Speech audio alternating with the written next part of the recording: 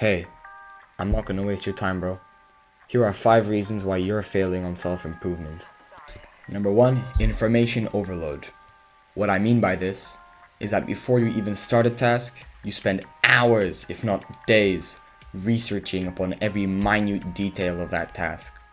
While it's important to understand the basic concepts of like a protocol you're about to take or an action you're about to do, it's not critical that you understand every single in and out before you actually start it. The most important part is actually doing it. An example of this is the first time you worked out. I'm 100% sure that you did not use correct form or even did any efficient workout, but the important part is that you actually did that, and that motivated you to keep going, and then you researched, and then you started making progress. The reason why you spend 80% of the time researching and then you go for it, you only spend 20% of the actual time you dedicated to something on actually doing it, is because your brain naturally wants to fully analyze a risk before you take it, which is good. That's normal, it's natural, it's not a bad thing per se, but this could lead to mental blockage. Like, let's say you want to go talk to a girl, but you start thinking, you overthink, and you start basically researching on that girl, thinking what she did before, if you know her, or what you should say, that's information overload. You're thinking too much, therefore you're not going to take that action. So the answer on how to deal with information overload is, just go for it, man. As hard as it may seem, as complicated, as scary, as agonizing as it might be visualized in your brain, you didn't watch 10 tutorials on how to walk, right? You just went for it. So you have to be more like that toddler version of you, going for it, the thrill of the unknown, conquering things you didn't even know could be conquered. You didn't know you could walk before you walked. So that's the answer. Do something. If anything, watch tutorials afterwards, because anyways, then you already have a base to improve upon. Moving on to reason number 2 of why you are failing on self-improvement and not reaching your full potential, you have fake productivity. What I mean by this is you do easy/bad little things to try and lie to yourself that you're actually doing something good. You're basically procrastinating, but you do it under a mask of productivity, so you don't feel as bad about yourself, and you don't actually go do that task because of the guilt. A good example of this is you have to do something like a workout, but you have this homework you have to do for 3 days from now, which you didn't do last week, so you're going to do that instead. The reason that's fake productivity is because you're catching up on something you could have done before, and you're using it as an excuse to not do something you should be doing right now.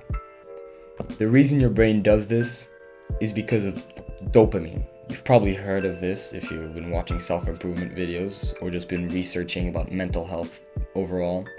And your brain, dopamine is the motivation molecule in your brain. And obviously your brain's gonna feel more motivated to do an easier task, like your homework, instead of hitting a workout, which would be complicated, hard, stressful, and tiring. The answer to fix this is, eliminate excuses. So while you're not actually supposed to be doing the workout, write down the reasons why you would be doing it and why you wouldn't be doing it. And then you take those excuses, those limiting beliefs, and you destroy them. You really think about it. You can use your own mind, like, oh no, but I have to do the homework sometimes instead of doing the workout. You just destroy that by, you could have done it before, or you can do it later instead. So this gets rid of basically the excuses you have, so then the only thing stopping you from actually working out is yourself. That's a different point.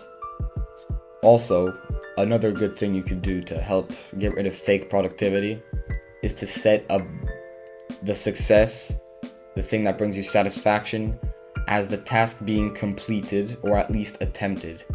Because like that, even if you don't actually end up hitting the workout, just by putting energy towards doing it, you're gonna feel a bit more motivated to do it, and that might help you end up actually doing it, because you set the bar to satisfaction or success as doing the thing. Adding on to number 2, which ended off as attempt the task or do it just to feel a bit of success. The third reason why you might be failing is because you stop before you're actually finished.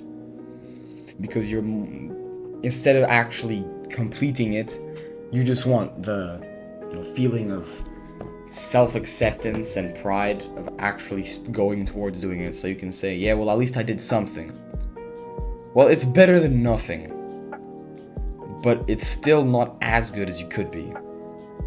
An example is you sit down to do the homework, right? You go do some work, but then you work 5 minutes just to check the box, and then you stop. You go watch a video, you go, I don't know, you go do your workout or something.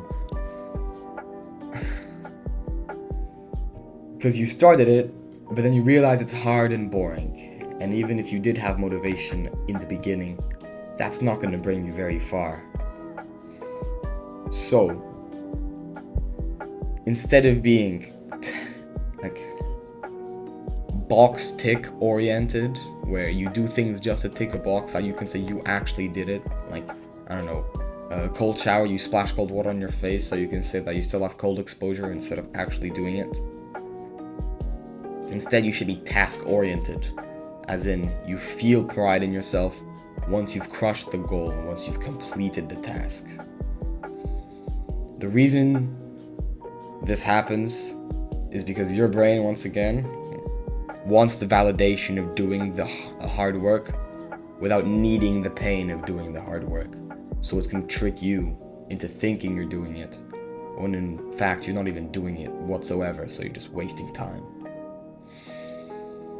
And the answer to this is, as mentioned before, setting the bar of satisfaction and success at the task being completed.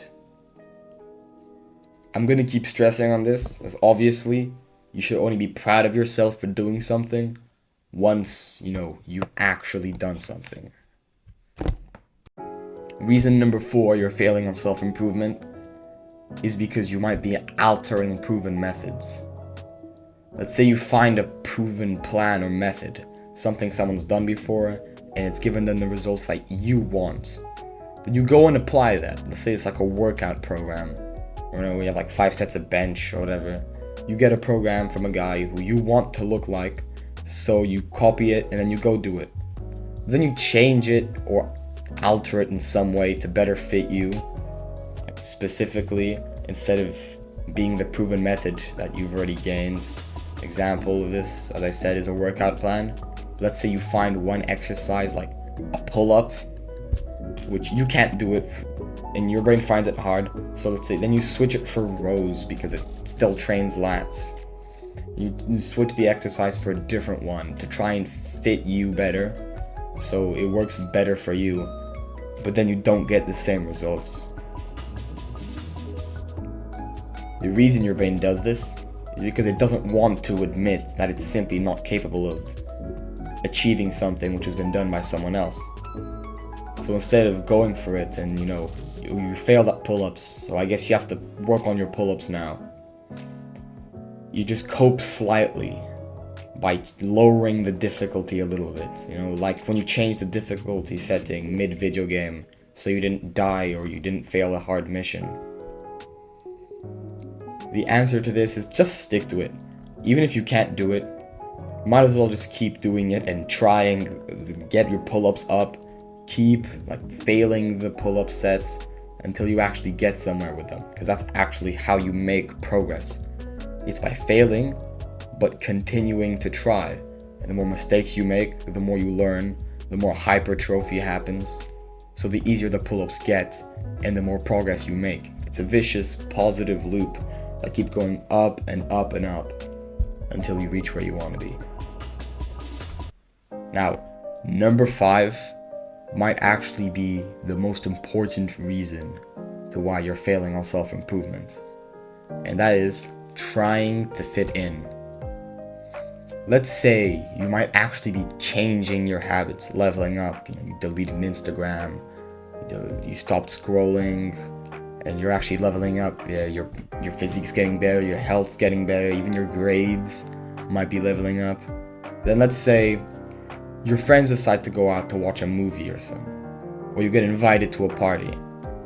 While it's fine every once in a while, I'm gonna say it's still better not to do it too often, because let's say you watch a movie, it's gonna end at midnight, and boom, now for the next 4 days you're gonna be a bit tired because you missed one day of going to sleep on time. You stay up late and you probably ate junk. You probably don't have the discipline of not going to McDonald's when all your friends are going to McDonald's, just because you probably don't want to stand in line alone or something. As I said, it's fine every once in a while, but don't do it often. Especially if your friends aren't on self-improvement, because that's really, just bombarding yourself with the bad habits they do, which you've already eliminated, so you might even slip back into them. This is overall going to damage your progress and just reduce the momentum you've accumulated from all the wins and progress you've made until now. The reason you do this is pretty obvious. Whilst your brain is trying to change and adapt to self-improvement, it still wants the validation of your old friends or the people you considered important. It still wants their opinions, to like you. So it will prefer their interactions and them validating you over the hard work of staying at home and going to sleep on time, and instead of going and having fun. The answer to this is think very hard before you actually go to the party or watch the movie. Think if it's necessary or even a good idea. 9 times out of 10, I'm sure you felt this before, you're at the actual meetup, but then you regret going, right? Let's say you're at a party and you realize you don't even like the people there. They're all degenerates. They're all staying up late on purpose. They're all just eating a bunch of terrible food, terrible for their gut, their health. They're all gonna wake up with headaches tomorrow because of all the sugar they're eating. Once you start getting older, I guess they're gonna start drinking and stuff. So really analyze the pros and cons of going. Let's say if you're going to have a deep work study session with your friends, that's gonna end late. There'd still be some pros in that, so that you can do that, man. I allow you to do that. But if you do decide to go, even if it's not a good thing you should be doing, and even if you know you're not gonna like it, but just because you don't want to be left out, make sure you deserve it. So let's say 4 days before you go, for the 4 days up until the party, make sure you're hitting all your habits, you're doing all the things you're supposed to do. So you really deserve the break, you really deserve the fun social activity. So yeah, to end this video, I hope this advice helped you. Maybe it opened your eyes on some problems you didn't know existed in the things you did. And I hope that you apply this knowledge and that you get some good value from it. And that next time you feel it like you're in a rut or you're failing in some way in self-improvement, you can actually realize the reason.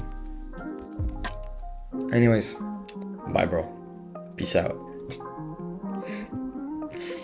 Yeah.